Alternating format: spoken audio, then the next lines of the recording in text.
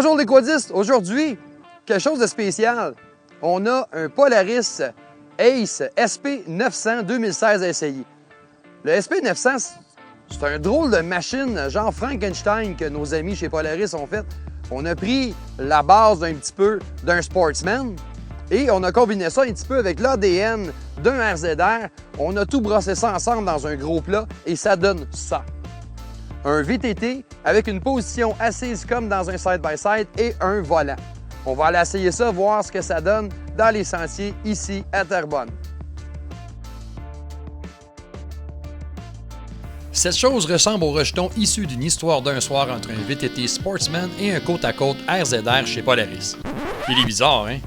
Cela dit d'un gars qui a été propriétaire d'un Pontiac Aztek et le trouvait beau. Sérieux, là? Eh bien oui. On peut facilement voir la génétique du RZR et du Sportsman, et à vrai dire, ce n'est pas mauvais du tout.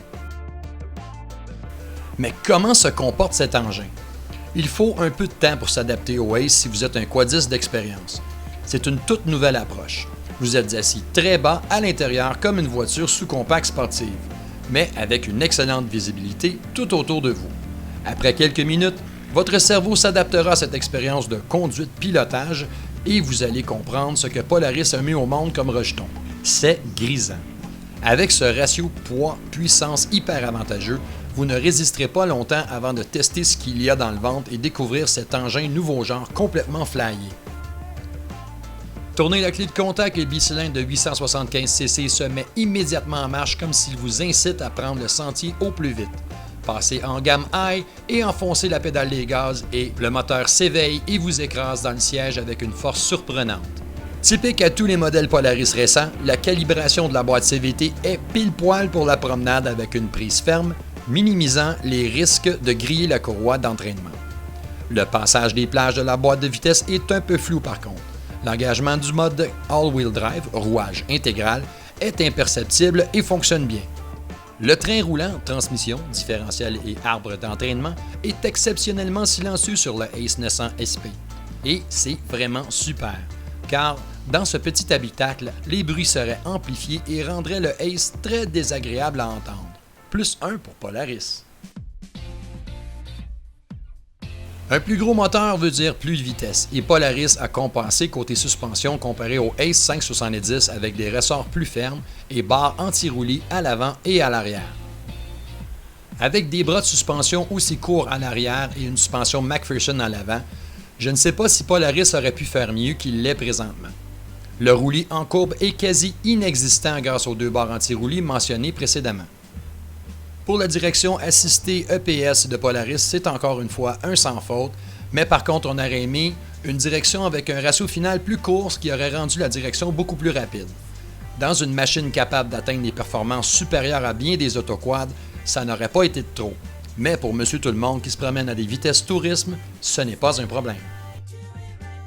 Je me pose encore la question si j'aime les pneus du Ace 900. Ce sont des pneus Polaris NS338 fabriqués par Wanda Tires. Il manque un peu de présence, un peu de feeling, mais la traction est bonne. Est-ce que c'est à cause qu'ils n'ont que 4 plis de ceinture? Ils ne sont pas excellents, mais pas mauvais non plus. Une montre typique d'un manufacturier, quoi. Quant aux freins, c'est un système à disque aux 4 roues qui provient du Sportsman, qui sont reliés hydrauliquement, comme sur un autoquad ou votre voiture, à la pédale de frein. C'est typiquement comme une automobile. La modulation est facile et l'engagement initial est doux. L'assemblage des panneaux est bon, les graphiques sont subtils, mais bien réussis et au goût du jour sans pour autant être facilement périmés dans 3 ou 4 ans. L'ensemble de la carrosserie est bien réalisé et projette une impression de solidité rassurante. Les phares éclairent bien lors de randonnées en soirée et les feux de position, freins à l'arrière, aux DEL sont bien visibles en plein jour avec de la poussière. Parlant de l'arrière, il y a un petit espace de type pick-up avec des crochets pour fixer vos bagages ou bidons d'essence. Ça fonctionne. Mais je vous recommande fortement d'opter pour le coffre de rangement Lock & Ride de Polaris, où vous pourrez y engouffrer vos vêtements de rechange, un casque intégral complet et le tout verrouillable avec un cadenas acheté séparément. Il y a un compartiment de rangement à l'avant qui est très restreint et offre bien peu d'espace en hauteur et il n'est pas hermétique. Ne me demandez pas pourquoi je l'ai appris à mes dépens. Merci Patrick. Le siège et le volant ajustables rendent le Ace propice pour des pilotes de 5 pieds jusqu'à des solides et grands gaillards. Le siège manque un peu de support latéral par contre. Quand on pousse le Ace en virage, on aimerait avoir un peu plus de support latéral. Et c'est le seul petit bémol concernant l'intérieur du cockpit. Le tableau de bord de son côté est simple avec un odomètre muni d'un infocentre facile à lire. La conjointe d'un de mes amis a pour la première fois de sa vie eu envie d'essayer le quad en voyant le Ace stationné devant nos studios. Allez hop, un petit saut dans notre piste d'essai privé et madame conduisait comme si elle avait une montagne d'expérience. Elle avait toujours refusé de piloter un VTT. Alors, lorsqu'elle a finalement terminé son essai, je lui ai posé la question. « Pourquoi as-tu voulu essayer celui-là en pointant le Ace? » Et elle me répondit ceci.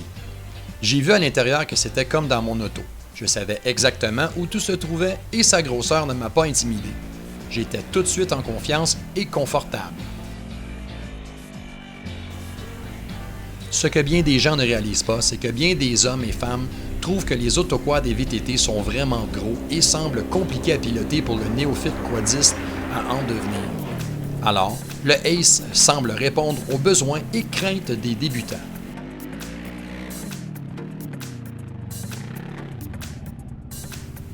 Les mots de la fin. Je n'avais pas de grandes attentes de l'autoquad monoplace de Polaris. Je l'avais déjà jugé avant même d'y asseoir mon popotin. Quelle erreur! Le Ace 900 SP est un excellent mélange de performance pure, tenue de route, style et fonction. Tous les petits bémols que j'aurais pu critiquer sont maintenant chose du passé sur le Ace 900 SP et encore mieux, pour 2017, Polaris double la mise et il nous annonce un Ace plus puissant avec une suspension classique de plus grosses roues et meilleurs pneus.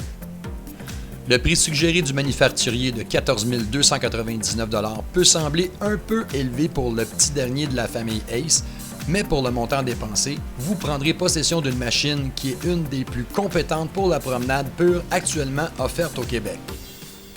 Que vous soyez un débutant ou un vieux de la vieille en sentier fédéré, les Polaris Ace 900 SP 2016 sauront vous plaire.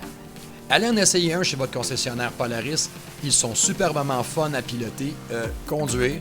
Vous savez ce que je veux dire, n'est-ce pas? Les plus, puissance, tenue de sentier, le confort, la facilité à prendre en main et conduire, la visibilité, le sentiment de sécurité et l'exclusivité, pour le moment au moins. Les moins, les pneus, corrects. Ceinture de sécurité difficile à atteindre. Le prix, un tantinet dispendieux. La chaleur dans le cockpit partant très chaud. Le rangement de base quasi inexistant. Et les portes absolument inutiles sans les extensions optionnelles.